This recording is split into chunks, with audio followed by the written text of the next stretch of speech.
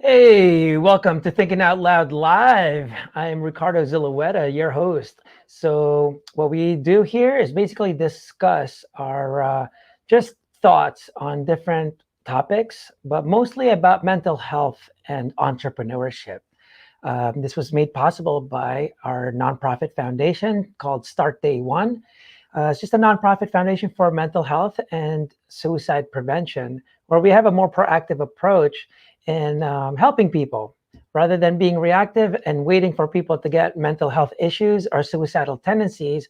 We're kind of hoping that we can reach more people and help them out in advance before they get that. And this is why we kind of talk to different people about our mental health and everything else. So today we actually have a special guest. Her name is Esty Rappaport, and she is basically a relationship photographer. But through her experience in with photo shoots with different people and relationships, she was just intrigued by what makes a relationship so good. Well, during her research, she found that the use of the non-dominant hand and using your right hemisphere of the brain, your creative side basically, can actually help heal relationships and other mental health issues. So let me introduce you. She's actually local, so that's kind of awesome. Here she is, Esty. Hey, I'm so excited to be Hey. here. Yeah, how's it going? How are you today? Great, doing awesome. Oh, good. Yeah, so, I explained a little bit about who you are. If you could just kind of let the audience know, where you're coming from, how you got into this, and, what you're doing today and what you're trying to do in the future. Sure thing. So, I was always into photography. I love taking pictures of people, and I realized my best part of pictures was the emotions that came out of the pictures. Now, the best relationship where you see the emotions the most is in a marriage or in a committed relationship. And so I take pictures of couples. I went into doing just that, relationship photography, nobody else. And we would find their favorite picture that truly show the emotions that they were looking for, that they wanted in their relationship their whole life. Then we take that picture and hang it up on the wall like a vision board. This way, it trains the mind to always look out for it and find ways that you could have that relationship constantly. Now, it's great and it's awesome, and I love vision boards, but by the end of the day, when a challenge comes, it doesn't help you with your challenge. So I was looking for more ways to help the couples I was dealing with. And I came across this thing called creative journal expressive arts. It's where you write with your non-dominant hand and you do all sorts of art things with your non-dominant hand to access your emotions and your subconscious mind and really be able to understand yourself better. So now I mix the two of those together. We take photo shoots and we journal and do all sorts of art together so that way people could have the ultimate relationship possible. Now, once you have these tools and you know what to journal about, how to do all sorts of expressive arts, you could go and use that for any single other challenge that you have in your life, whether it's wanting to accomplish a goal, whether it's wanting to move forward, whether it's in health and wealth and relationships and anything, it works for that. So I'm just here to try to share it with more people so that you could get these tools and really live a better life. That's awesome. Awesome. Great intro. So, yeah, that's kind of interesting. What's cool is just last week we had our friend actually discuss about creative expression, how it actually helps your mental health because basically anything creative is from the right brain. Yeah, it's all from the right hemisphere, right? That's Yeah. right. Yeah, so what's the biggest thing that they started seeing? Because I know, I mean, it was pretty specific, using your non-dominant hand to so what exactly happens? What's the first thing, even just scribbling, right, can actually help? Can you just kind of guide people on all right, what actually happens? What's happening? Like a nice summary of because you're using your non-dominant hand, what's happening? Sure thing. So there's two sides of the brain, right? The right hemisphere and the left hemisphere. Yeah. And the each hemisphere is in charge of the opposite side of the body. Okay. Now the left hemisphere is in charge of all logic stuff. So math, the Right. reading comprehension, all those stuff. And the right side of the brain is all the creative stuff. So drama, music, art, anything that's creative. And it's also in charge of emotions. So when you write with your non dominant hand, you get direct access to your emotions. Anytime you're doing something creative, you're near the emotional part of your brain, right? So, like you said before, doing creative arts helps your emotions.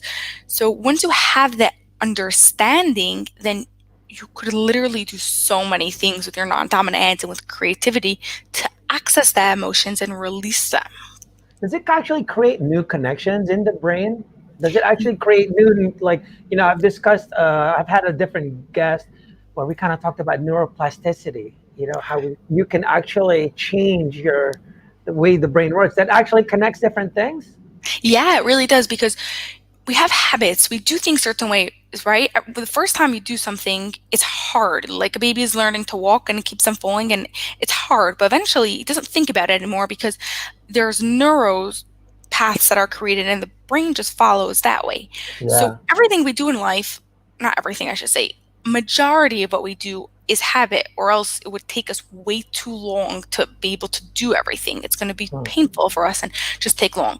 But we could use that to our benefit by saying, okay, now I'm purposely going to create new neuron connections to get my mind thinking in new ways and access different sort of information. Hmm. Are I'm not sure if you know this. There's people that are right-handed, some left-handed.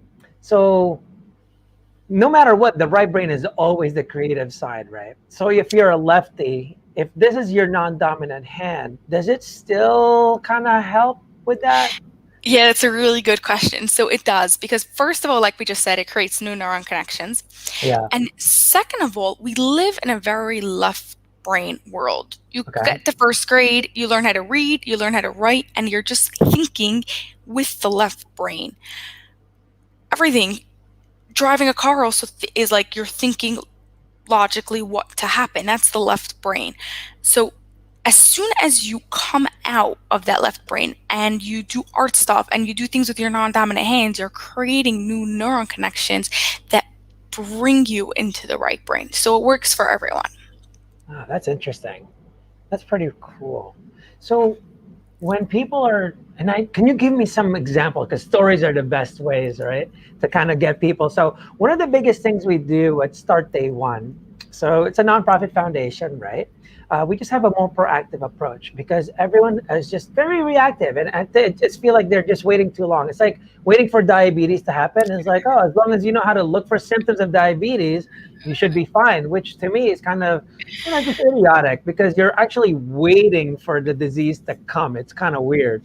So we always say like we have to do things proactive. So we called it Start Day One because we wanted to inspire people, change their perspectives from dreaming of one day to starting day one. Day one means it's the day two, day three, day four, right?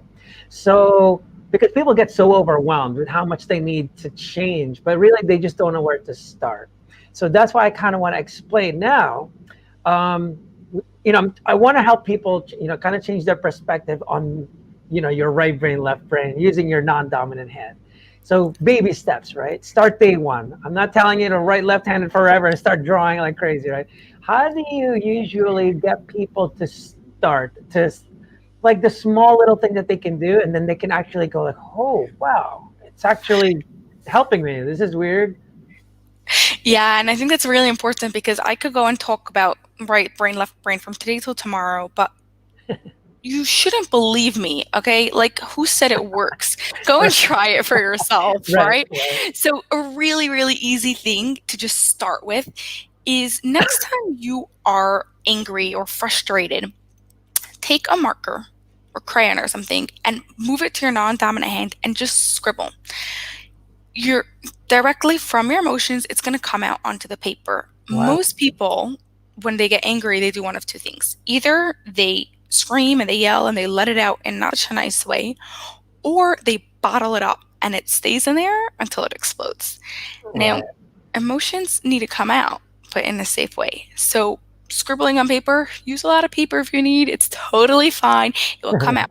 And that's a great thing to try. It's not hard to do. Yeah, you could scribble. I'm pretty sure if you know how to hold a pen, you could scribble. It Yeah. doesn't have to look pretty. There's nothing there. And just see if after you scribble for a bit, you feel a bit better. And then you could say, like, okay, maybe there's something here. It's not going to solve your problem, but it's going to get you to be able to think about what you should do now. So they can just start scribbling. Is it the best time to do that when you're feeling emotional, or is it something you just start doing? So if you're feeling emotional, like really hot, very angry, or any high emotion, Yeah. and you want to calm down from it, you Yeah. could go right and do it. But anytime you want to calm down, you had a stressful day, or your mind's just like racing and you can't concentrate on anything, you have to do some work and you're just not able to, you could Yeah. also do it. So whenever, just It's just try whenever scribbling, see you what just start happens. going. Yeah. One cool thing our last guest mentioned was that when you put your kind of emotion on paper, you have the ability to kind of control it. You can throw it away, you can get rid of it, you can put it under the shelf, and basically, kind of like you said, like you're instead of bottling it up, it kind of goes on paper, I guess, right? And it doesn't really matter what you do. I just start scribbling. Is there any effect if you use like different colors and start what you like? The more artistic, the better, or you just start. It's whatever you feel in that moment. If right Okay. then you just need black, then just scribble 7 papers of pure black. If you're feeling you want different colors, then make it nice, pretty rainbow, whatever you're feeling like at the moment. There's no Mm. right or wrong. That's why I love this so much. And then, does it always also help? Because obviously it's like getting out your frustrations and stuff like that. What if you're in a great mood? Is it also a good thing to kind of do even when you're in a great mood? And it's like, you know what? It'll enhance your happiness. Will it do that? I don't know if it will especially enhance happiness per se, Yeah. but it will for sure calm you down. First of all, with your non dominant hand, your brain has to slow down because you're doing something that you don't usually do. Yeah. And second of all, it's your emotions part. So it's able to come out like be more regulated afterwards. So it won't like bring you joy, but it will for sure feel good. Gotcha. So you mentioned, so what was that thing that got you in? Like, how did you end up finding out about this again? So I was looking for something to do like with vision boards, with people, just like help couples more. And Yeah. I was like just open. I didn't want to go back to school. Like I was fed up of that. Yeah. Um, and then it just came to me. Someone came to my house. She needed a place to Yeah. stay for the weekend. Yeah. And she happens to be doing this, CJEA. And I was talking to her and I was like, okay, this sounds so interesting. So I Yeah. write with my non-dominant hand and then Hmm. I get the answer that I'm looking for. Like I'm not sure what I should be doing today. I'm not sure how I should get out of this difficult situation and I just write and now I know what to do. Like that was cool. So Yeah. yeah, that was my first introduction. Does it also help just not even just artistically using it, like just using it more like the way with your non-dominant hand, you tend to reach for things more with the right. By reaching with the left more or doing more activities with your left, let's say baseball, tennis, and you start playing the other way, does that kind of help with that too? That for sure also creates new neuron connections and Yeah. it gets you into your right hemisphere, your creative mind. That's for sure. And I think it's great. Like practice like eating with your non-dominant hand. Like you said, like Yeah. play tennis, anything. Yeah. Um, but if you want to really understand your emotions, throwing a ball with your non-dominant hand is not going to give you that. If you write with your non-dominant hand, then your emotions could almost like speak for you and they will Yeah. come out on the paper. Yeah, because I know funny, back in the day when I kind of read a little bit about handwriting analysis, right?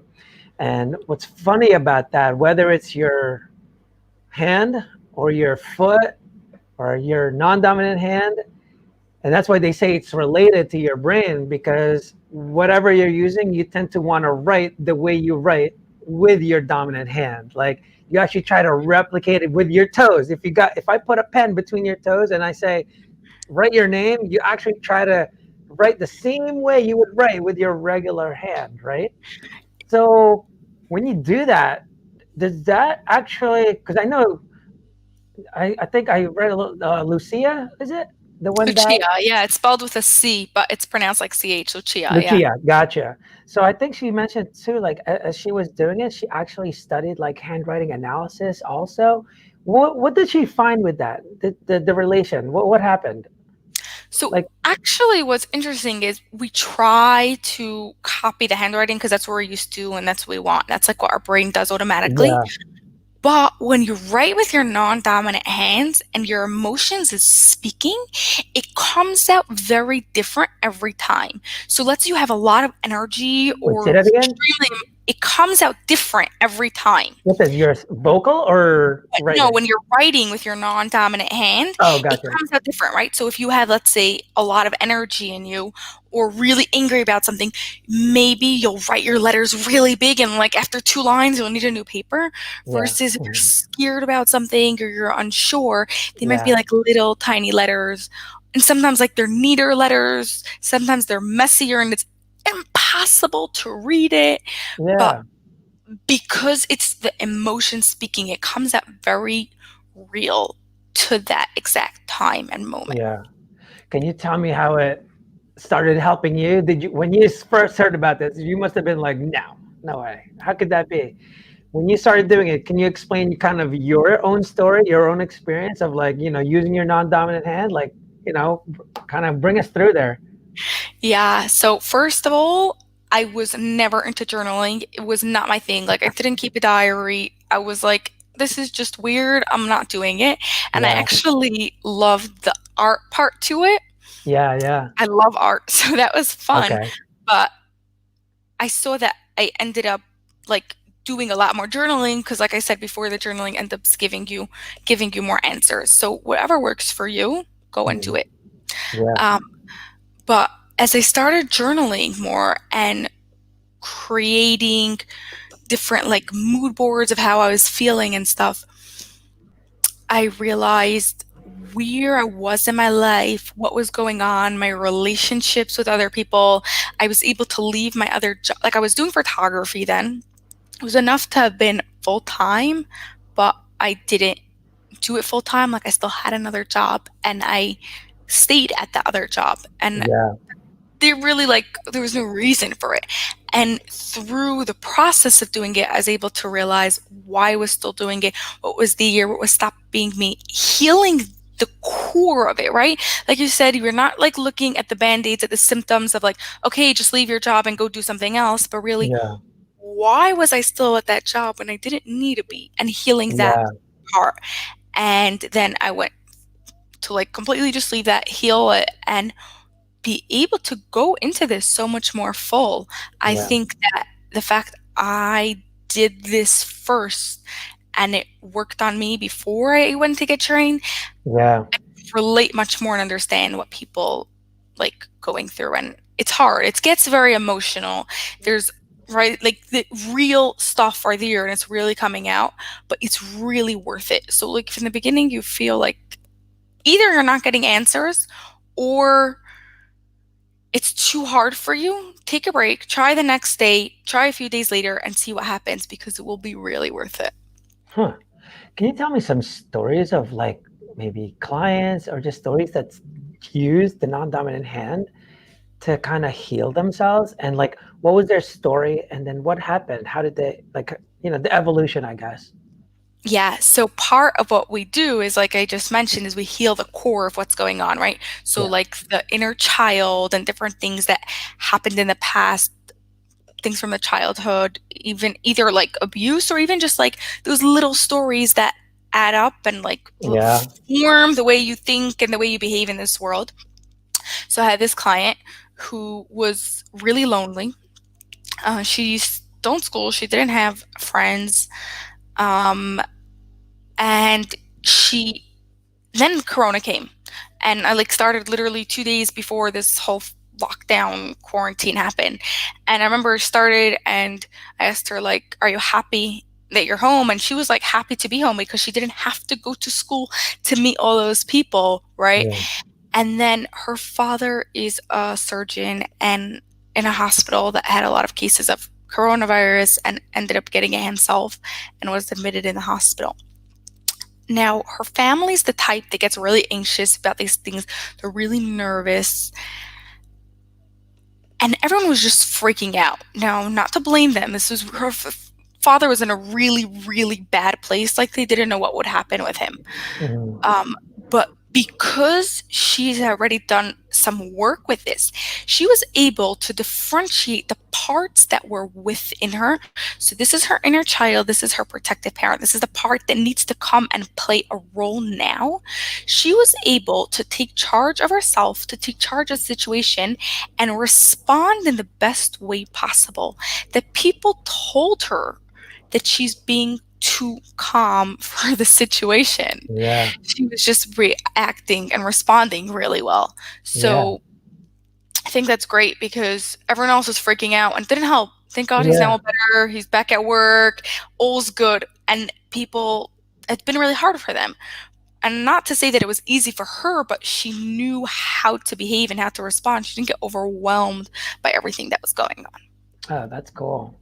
That's really cool. So I like the idea that you're which is you're on board, right? We spoke briefly like a long time ago before we scheduled everything, and one of the things that we were like saying, I know, yeah, right, is Literally the whole time. right.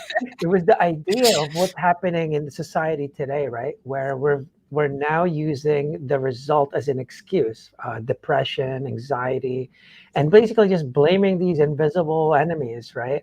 And I just don't like that because when you're in a bad place, you just love excuses. So when you give me one, I'll take it. I love this excuse. I could just use depression forever. Ah, awesome. Like, can you please tell me I have PTSD, please? Yes, now I can drink. You know what I mean? Like, it's almost like they latch on, and it's not that they mean to, which, I'm not putting that out there that you just tend to it, and no one's immune to it. I do it too. That's how I know, when you're in a really shitty place, all of a sudden it's like, it's not your fault.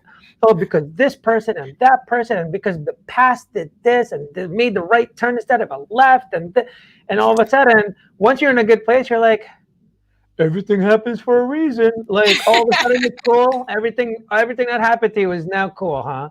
And really, it always comes down to your perspective, whether it's from your past. And lately, I've been seeing like it's not so much what you can see from your past, it's what you can't see with your future. That's where really people get really depressed and shot, whether it's PTSD, depression. They can't seem to see themselves, the future version of themselves, as something else. They're so stuck on the past version, but they don't realize, like, dude, we're always evolving, like always. The person today is not the same as 10 years ago, and it's not going to be the same 10 years from now.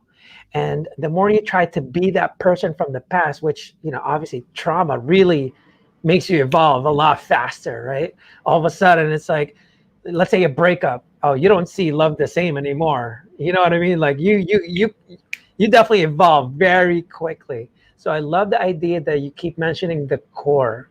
To people that are watching, I always say you have to remedy the cause, not the result.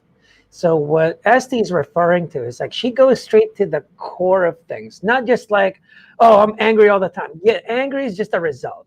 Like depression, that's just a result. That's just your natural response to your perspective, because your perspective is, oh my God, my life is shot and I'm going to be a loser forever and I'm going to be jobless because of the coronavirus. That's your perspective. And that's why you get depressed, anxious, all that stuff. Until you change that, that will always follow. And that's what Essie's saying about, like, we have to get to the core, because it doesn't matter if you fix this part, the result temporarily. Now you're going to need to resolve that temporarily all the time, whether it's like breathing skills or yoga. Like, you're gonna have to do yoga every 15 minutes, like, because you're only remedying the result and it's very temporary. Until you get rid of the cause, You're always going to have to keep doing that. And almost all the time, I always refer to perspective because it's in the past. Like no one is doing it to you. The only thing is sometimes it doesn't work out is when you're in an environment, right? That's kind of out of your control. But you just try to figure out what is in your control. Can you move out? Can you save money and leave and all that stuff? That'll come kind of naturally. So it's Can I kind just of add something? yeah, of Right. course. Yeah, I totally agree with what you just said. I just like to add that many times when you're in a situation, especially like a really bad one, like Yeah, let's say give for example an abusive situation, yeah. you do have to first deal with what's right now in Mhm. order to deal with the core, because someone who's in an abusive situation, there's a reason why they're being abused and you have to deal with that. But before you do Yeah, that, you have to take them out of that situation so yeah, that way you could deal with the core. So it's not to put the right now to the side, but you're doing the yeah. right now just as like an entrance way to get into the core. Yeah, right. Yeah, that makes sense. That makes sense. And a lot of times the thing is like for you to actually make the decision to do the what's happening in the present, you have to have your future version. If you can't see that, you almost will never make that decision ever because you don't see any other alternative. When Yeah, there's no people go point. like, right? When people go, well, I guess this is what I'm getting, or I guess this is my life, you did that to yourself. You made your life this life forever because you chose to. Like you didn't even give an alternative at all. And a lot of people get stuck. And again, it's because of their future self. They can't see a different version at all. And I've seen it plenty of times over and over. And the thing is, we've all been there. The breakups, what makes breakups so rough if you is you're like, I'll never find someone else. You're like, oh my God, I will never find one. I'm gonna be single forever. Like you're 18.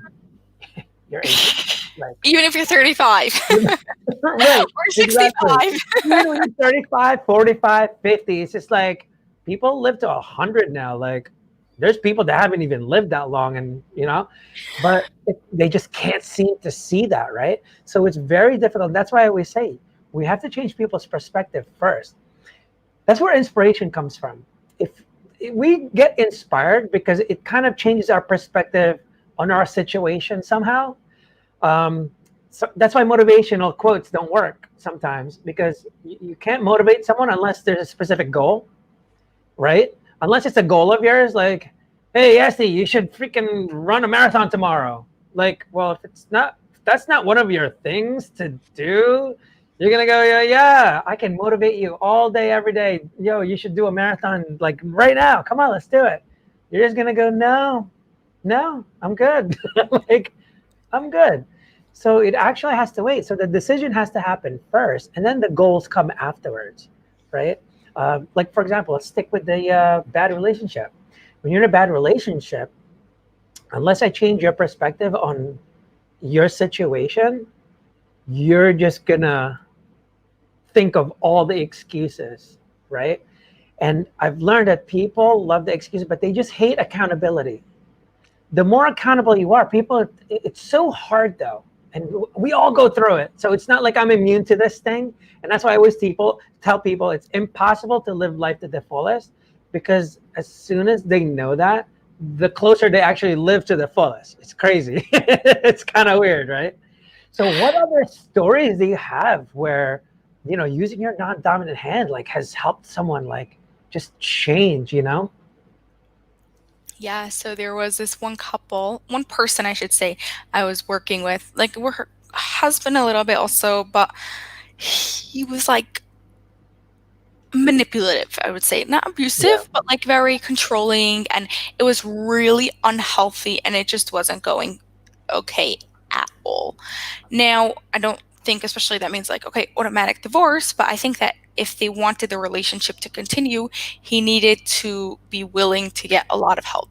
Now, during that process, she needed to heal her inside. There's a reason why she's being manipulated.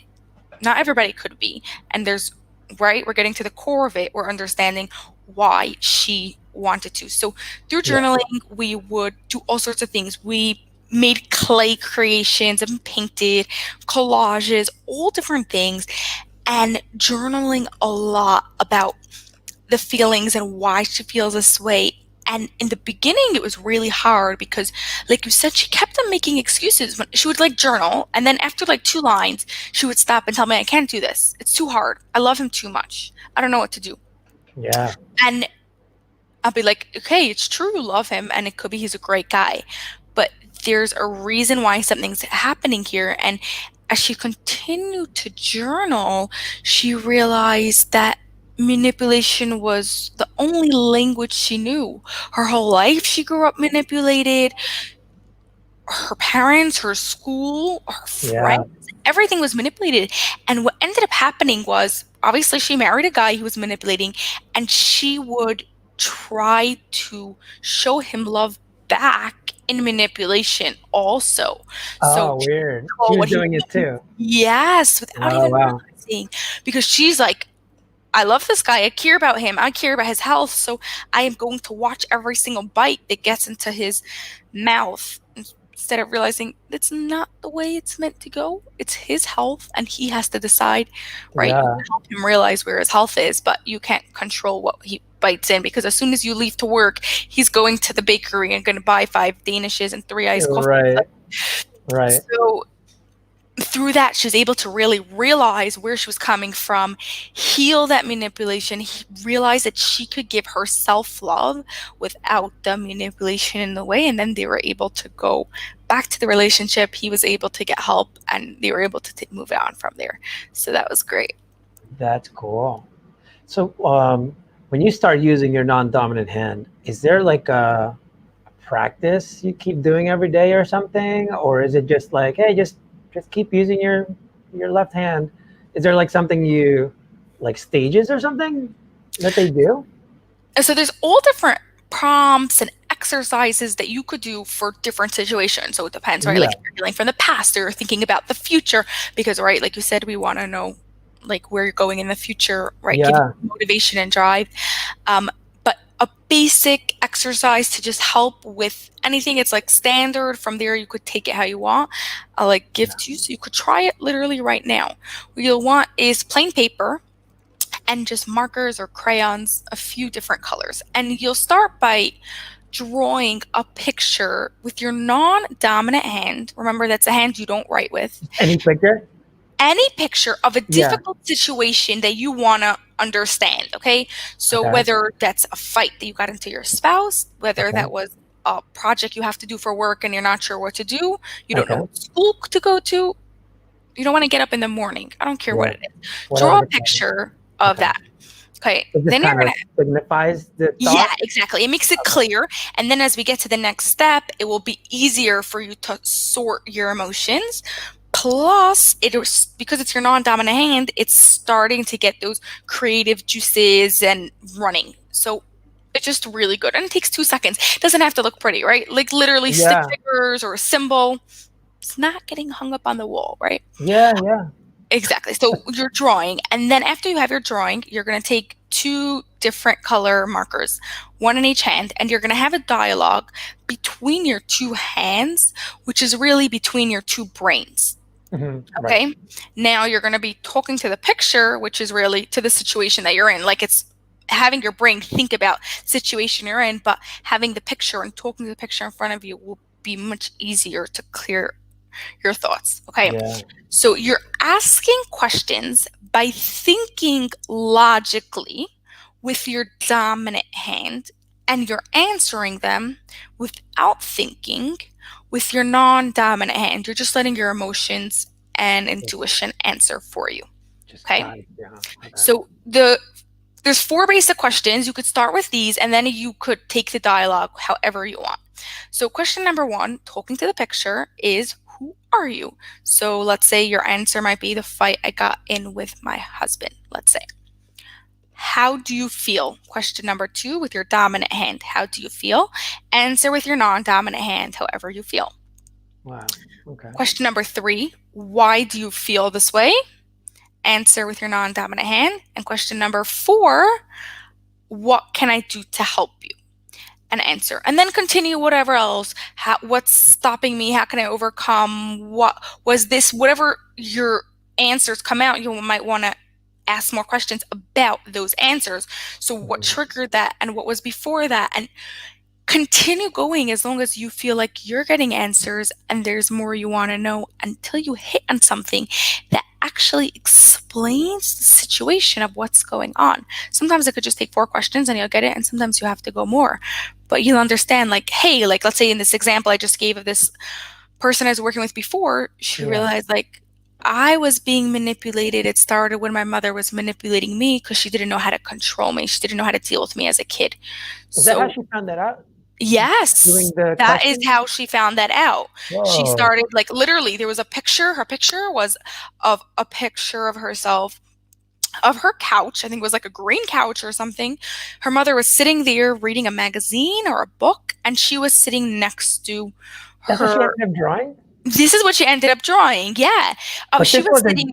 and this wasn't an issue with her mom. She just started drawing the This picture. So she mom. also has to deal with stuff with her mom. Obviously, that's where Okay, a lot yeah, of the yeah. manipulation started with, right? So it's all continued, but that's how it thinks. She drew the picture, and how when she was like 3 or something, her mother, she like wanted to go to her mother, but her mother didn't have patience for her, and her mother pushed her away. So that's not really manipulation, but that was like the first set where she realized like, hey, her mother was pushing her away. And as she journaled about it, and she's like, when else did this happen, or what caused me, or how did I feel about that, then she came up with more and more examples and was realizing like, oh my goodness, yes, I was manipulated, and that is why I am being manipulated now. And she did not want to believe that before. She was like, Mhm. no, like I love him. He's really nice to me. He does great things. And he really does. He's like a great Yeah. guy. But there was still that manipulation there. Um, so yeah, I forgot So what I this, was gonna say, but yeah. Oh, good. I do that all the time. We're so okay, cool. So yeah, basically just asking yourself and guiding as yourself, and it just gets to the point where all of a sudden something will kind of pop out at you and go, "Oh my God, no way! That's the problem." Is that what yeah, happened? I will say, but especially in the beginning, you might not get answers because your body has Yeah, to trust the system, still process getting has to used to it. trust you, like, right? And like I said, if you don't get answers, try it again in a few days. Or even if you do get answers, you might want to try it again and get even deeper with it a few days later Wow. and see what happens. So Yeah, just take it how it comes and see if it works for you. that's Just fine. cool. So yeah, I like things like this because it's one, it's interesting as hell because like you're connecting like the right brain, left brain, and I guess are left-handed people just a little more creative, or are they really? Oh, I many is times it I heard less like even logic? before, like one of my brothers is lefty and he's like extremely, extremely creative. But I know like there's been a lot of research on that. Not everyone agrees with it, but I Yeah. do think so.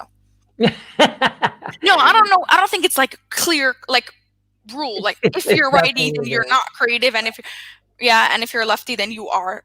But in Yeah. general, many times they tend to be more creative. Yeah. Well, because it's funny, right? Because everyone, oh, I don't know if everyone, like your left brain controls your right and your right brain controls your left. And, our last guest, we were just talking about creative expression, basically using your right brain, right? And that's what she got into. It's like, you're using your right brain and that didn't matter what you used, and just creative anything, whether it's cooking or knitting or obviously art and drawing and stuff. But it's funny when you start using your non-dominant hand, it even amplifies that even more, right? Because now it's like, Exactly. whoa, now you're really using your right brain, right? Is that right? Yeah, yeah. So we do also do sometimes with dominant. It doesn't only have to be the non-dominant, right? Like, Yeah, but like as you long as said, you're when you using do the do right it with a brain. non-dominant, then it amplifies it double, triple, whatever it is. Sometimes you even do with both. Then you use your whole brain together, and it Right. adds a whole lot more. Gotcha. Yeah, you could try it. Like when you scribble next time when you're angry, try it Yeah. at first, like scribble with your non-dominant hand, and then try both hands together, and that's really calming. It could be really frustrating in the beginning, but it really So calms your brain. before, when you're asking the questions, right, you're saying, Mhm. all right, answer with your dominant hand and then answer with your non-dominant hand. Same question, right? Question with your dominant hand. Yeah. Question. Who are you with your dominant hand? Because that you're Okay. thinking, I'm thinking about the question. What else do I want to know about the situation, right? Okay. And then when you answer, it's with your non-dominant hand without thinking. Literally, just right. So, oh, so the dominant is asking the question. right? Because you're thinking about the questions. Like, And what else then do I this want to know? one expresses it, your Yeah, answer. Oh, exactly. I thought you were writing the answer with this one and then writing the answer with this No, one. no, no. Question. Oh, so you You want actually to write get the question out so it gets your logic brain there out on like the what the paper. question is. Yeah. Yeah, and then answer. If you try answering Um, like you wrote your question and you're trying to write with your non-dominant hand, but nothing's coming because right, you're not meant to think about it, nothing's coming. You Yeah. might want to start by answering the question by repeating the question. So let's say, how are you feeling? I am feeling, and then write your answer. That way it will get your mind starting to run in that direction. Yeah, I like that because one of the things that I've learned when talking to people when they're in a really bad place, I've learned like you just can't tell them what to do. Like because you don't want accountability. And when you're telling someone what to do, it's almost like no. Like for example, when you're really depressed, come on, you have to go out and start dating, like I'm I not just want to stay ready. in bed. It's like, I'm not fucking ready. I'm not ready. And they just don't want to be told what to do. And also, what I've learned is when you tell someone what to do, it leaves room for them to give you excuses.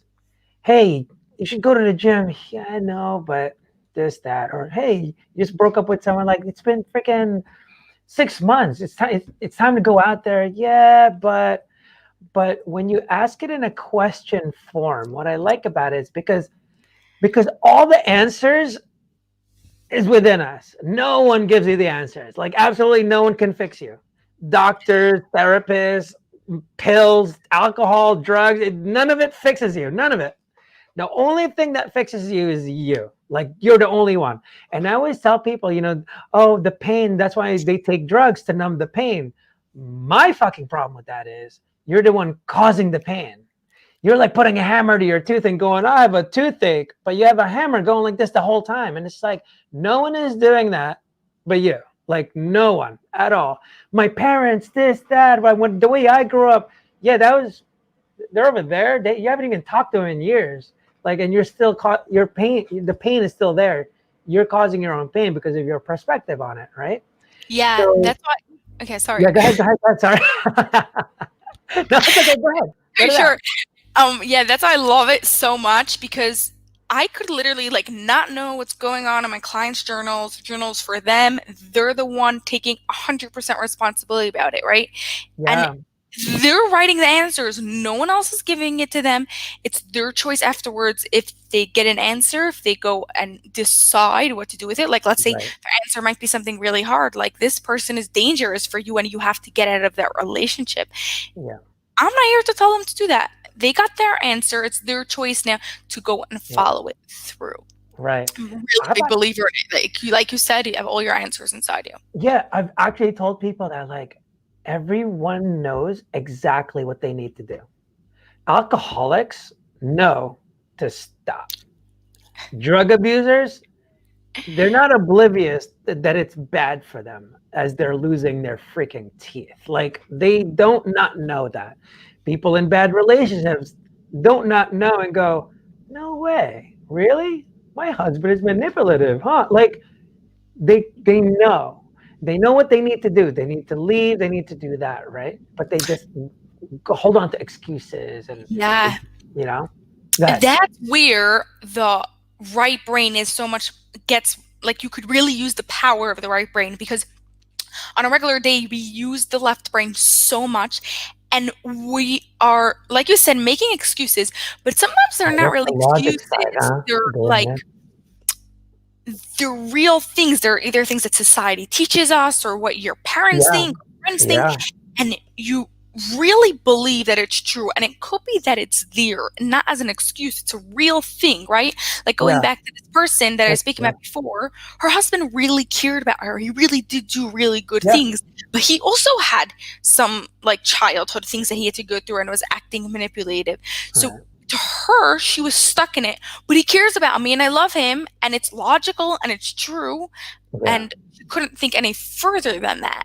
As soon as she's able to put the logic to the side and Yeah. just let her emotions speak right with your non-dominant hand, then she's able to really get the answers. Yeah, that's interesting.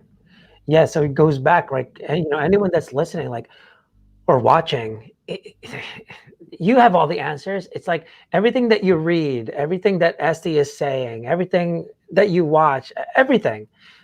They're just all, hopefully you freaking find the way to change your perspective on something.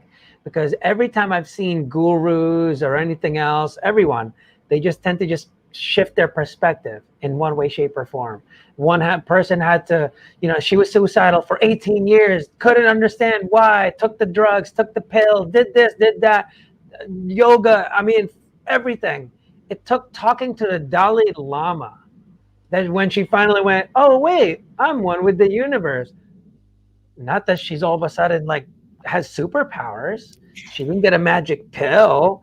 She just changed her perspective on the way that finally let her just heal, and all it took was like, oh, I'm one with the universe and everything's connected and this, and that's all it was. It just somehow just changed her perspective on her life, and now she's no longer suicidal. She's all good. She's helping other people, and I've seen that as like always the same scenario. Even all these authors, every time, they went through something and all of a sudden they're good now.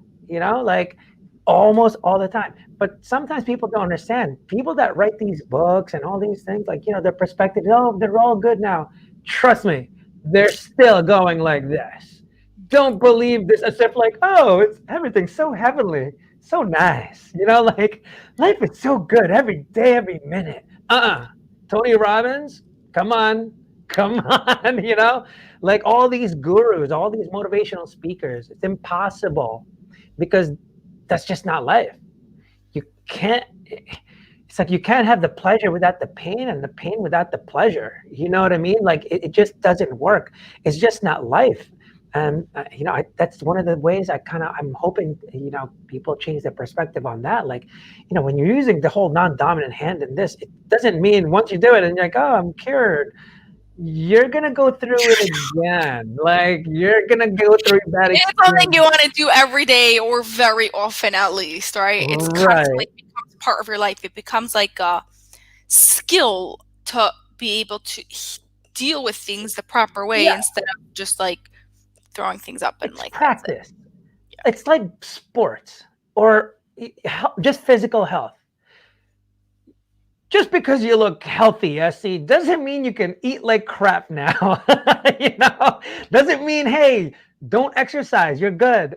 Well, guess what happens when you stop that, right? So same thing. And people, that's something I have to try and help people change their perspective on mental health. They think, first of all, mental health just means you have a problem. Like, you know, it's almost like, oh, I'm in shape. I have no problems now. Like, no, like I still have to eat, right? I still have to exercise to maintain. So, but people just don't have the same understanding with mental, right? They don't think like what you're saying, this left hand thing, that's just one of the exercises. Yeah. It's the things that you practice. It's an exercise. You don't just do squats for exercise and that's it.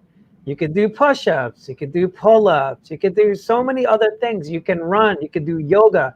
So sometimes people just have this one thing that they like to do to maintain their health, right? And whether it's different types of food, everyone has so many different types of diet. There's the keto, there's I don't know, there's so many different ones. But that's all it is. It's just a type of exercise that you can actually implement so that you can maintain a good mental health, right? It's something you just keep on doing. You don't just do it for now and then, all right, I'm good, Esty. That's it. Not gonna ask myself No, anymore. no, it's something that becomes a part of you, right? Like you make healthy eating something that you do on a daily basis and you do it Yeah. as much as you could. You do the same thing. Is it habit for you now? Do you do this a lot? Most The definitely. I less, try to do it every morning. It doesn't happen every single morning, yeah, but I really yeah, try. But really, when I get into something difficult. Doesn't have to be like major. It could be like just want not sure what to do right now, like a little I wish I was feeling a bit better, like want to understand the situation. My Yeah. immediate response, like reaction is journal. Like that is what my brain thinks because I know that in there I'll be able to sort my thoughts and get out what I want. So for sure, Yeah. definitely is habit. So you're just trying, just like exercise. People don't run every day. They don't go to gym every day. They just try to make it as much as they can, I guess, right? So you just Yeah. try to do it as much as you can. Because, just like physical health, there's so many different exercises, right? There's breathing exercises, there's meditation, there's so many things that can help your mindset and all that stuff. Is there other things that you use for yourself for your mental health stuff? Do you do like yoga, things like that, or? So first of all, I exercise every day, which although that's physical, it's all very mental Oh also. yeah, I think that like days that I don't, I for sure feel it, you know, or even like in the middle of the day, if I feel like I need more, even like just like 15 minutes, go run, do a short workout, you know, something like that. And I think there's also a lot of feeding my mind with the right things. So listening to yeah, podcasts or like lives like this yeah, or things like that, then it keeps the brain in the right direction and yeah, makes it yeah.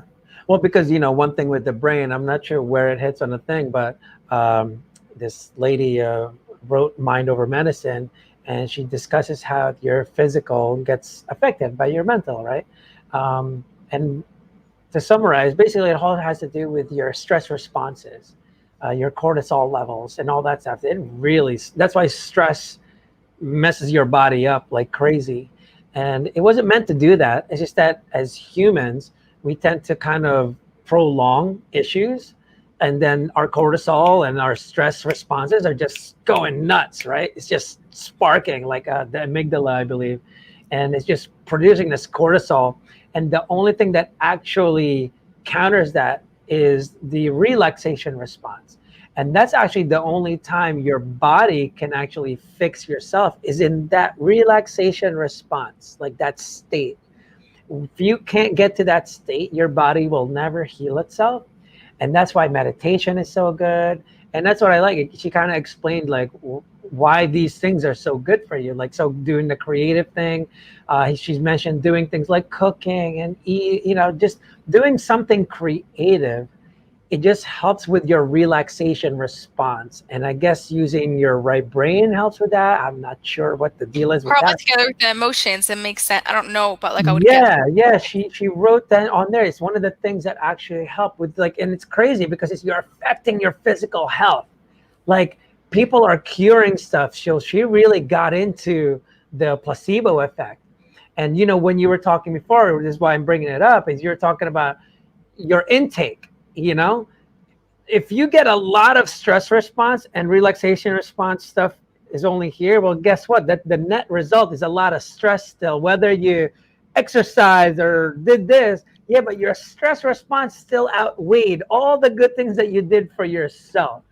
It's kind of like eating McDonald's like crazy. Yeah, but I had vegetables today. It's like, yeah, Yeah, one piece of broccoli makes up for all those right. Like, cheeseburgers. yeah, Exactly. I know eating broccoli was healthy, but the net effect of McDonald's, though, like, you kind of need more of the broccoli. And so, same thing with and people don't understand the nocebo effect. And that is where I really have a problem with society and doctors and other organizations is the nocebo effect that we're giving people. That once you have PTSD, you're shot, you are done. Oh, you have depression? No cure for that. You need this medicine forever. Like, they don't actually say like, oh, you can quit now. Like, you're good. Like, almost all the time it comes from the patients like, you know what? I don't like this. I don't want this anymore. And when you give them this nocebo effect, they freaking believe it. And that's why it's the negative reaction to things. The placebo effect is the positive stuff, right? People that are told like, you're not going to walk again. like that's kind of wrong. Like that's a weird thing, but they're just really protecting their ass, right? But the person just doesn't believe it, and so things start happening, and it's so crazy, all the stuff that she studied, just by your mindset alone, what it can do. I mean, it cured so many things that you never thought would be curable with this. Like there was this one story with this one guy got cancer, and he was given um, this I guess a new drug, and he believed he was going to cure him. I think within days he was cured, and they were just like, it just like melted off. And then all of a sudden, a study came out that it doesn't actually work. Well, this guy found out about it because he was telling everyone, and then he found out about it. And he's like, cancer came back. And then the doctor lied to him and said, oh no, but this one's a different batch than the one they're talking about. I got access to this one batch that works. Gave it to him. Cancer is gone again.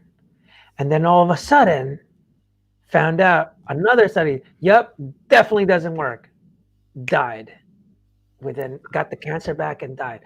That's how powerful our mindset is, and it is insane. And so when the nocebo effect is being played and being told to people that, and that's why I'm kind of, I mean, people might take it kind of rough. I always say, like, I don't know if I could be a therapist because I'm pretty upfront, like I know you have to listen and all this stuff, and which I do, but you have to take accountability. It's like you're the only one that can cure you. Like I can't do that. Like I can't do it.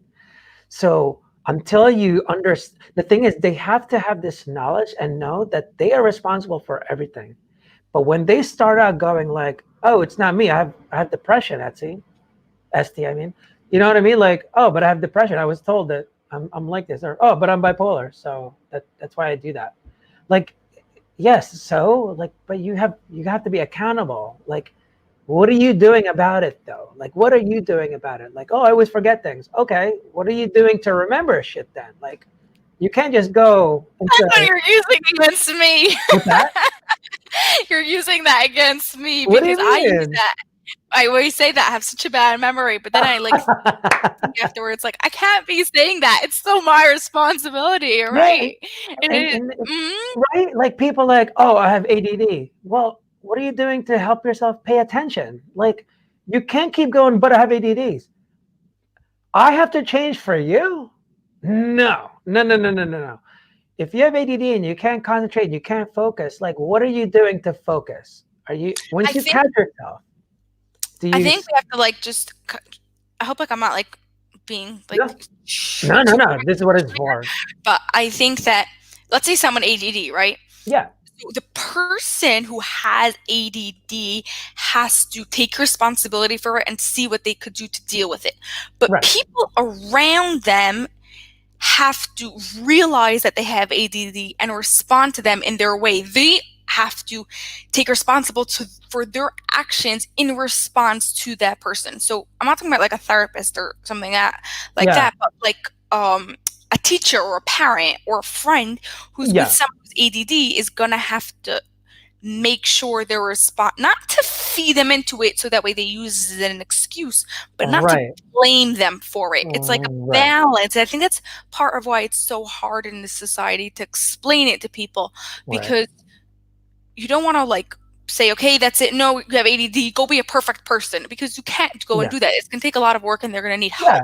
Well, But and that's what I mean. It's like it's kind of like someone in a wheelchair. Obviously, you're in a wheelchair, but that doesn't give you a right to yell at me because right, you're in a exactly. That's a good wheelchair. example. Like Yeah, just yeah, because you're slow and I'm agitated, I'm in a rush. You could have been anyone without a wheelchair, but because you're in a wheelchair, you think you have the right that I have to cater to you, and I don't need to be upset anymore. Like it's when you think you're using it as like this the excuse, right? superpower sort of thing. Well, it is, right. It's like just don't use it as that excuse to not do something about it. You know Yeah, what I yeah, mean? yeah, exactly. You know, like Right. for example, people will say, let's say, oh, I hit my wife or whatever. Like I have a bad temper. That's just the way I've been. That doesn't give you the right, like, because you have a bad temper. Now you can just yell at anyone. That's Everyone. weird.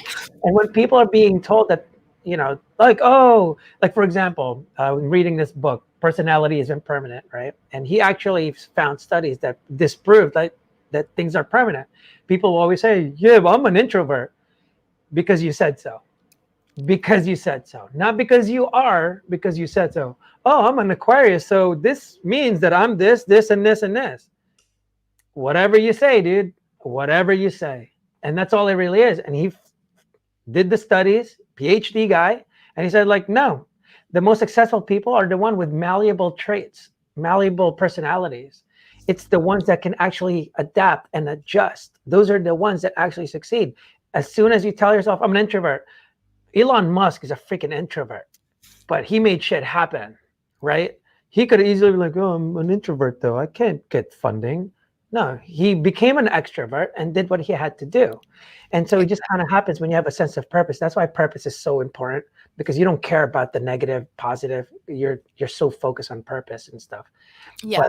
So what's really good, like to do, right? Like you said, to your mind, what you feed your mind, what you tell your mind, that's what you're going to believe. So that's why vision boards are great for that, because like, let's say going back to what I do with couples, I take pictures of, even if they now don't yet think that their relationship in the future could always be amazing, when they have that picture where for 1 second they were full of love, connection, intimacy, whatever they wanted in their relationship, and it trains their mind, like, hey, they see this every day, their mind sees every day, it trains them that, hey, this is possible. So you could do that same thing with anyone else, whether it's a job you want, whether it's a feeling you want to have.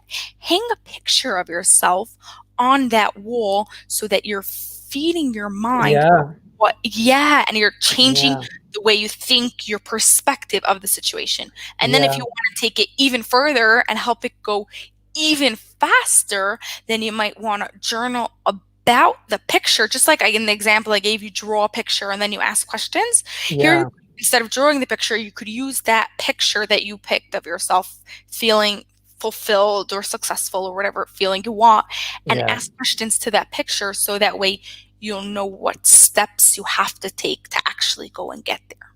yeah, yeah. All right. Well, actually, it's like over an hour now. We've been talking there, Esty. Great. Awesome. Yeah, yeah. Hey, thank you so much for all the information. That was really interesting stuff, and I'm glad you're really trying to get to the core of things, and just helping people in that way. Because that's one of the biggest things we try to do is just be doing things that are proactive. So I always support things like this, right? You're not waiting for people like, hey, let me know when you're like really angry, then we'll talk. Like you're already kind of telling people like, hey, this is kind of something you want to do as a habit to keep doing or whatever. So yeah, thank you for joining us today. I definitely appreciate it. I hope everyone kind of learned something. And one of the things I always say, everything Esty said today, everything that you learned are going to be meaningless unless you actually make a decision to implement the things that you've learned. Give it a shot. What the hell have you got to lose? If you're really angry, you're not feeling good, just try it. Don't just go like, wow, that's interesting. I've actually changed my mind a little bit about like knowledge is power. It's actually useless if you don't use it. So, you have to take action. It's like really the power of the decision. Action will come automatic. Once you decide that you're actually going to do it and help yourself just by using it's an easy thing that Esty's requesting, right? Use your freaking non-dominant hand. Like whatever, just write, draw, It's stitch. really weird. I'm just warning you. It feels Yeah, weird, but it's so worth it. weird. But yeah, but thank you again. So we Well, thank will, you for having me. Been great speaking with you. yeah, yeah, that was a great time. So we learned a lot. And so until next time, thank you for watching, and we'll see you soon. See ya.